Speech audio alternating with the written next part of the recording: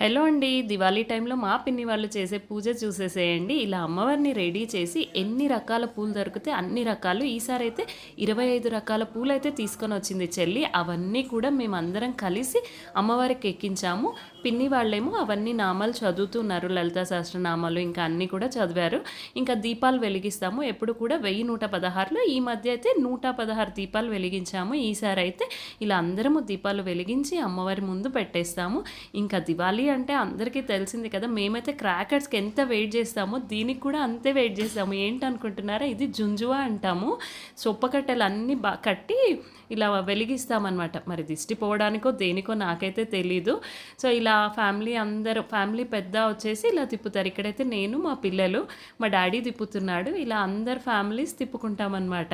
ఇంకా మాకైతే ఇది చాలా స్పెషల్, చాలా మంచి మెమరీ అనమాట. అందుకే ఇలా వీడియో చేసి పెట్టుకుంటున్నాను.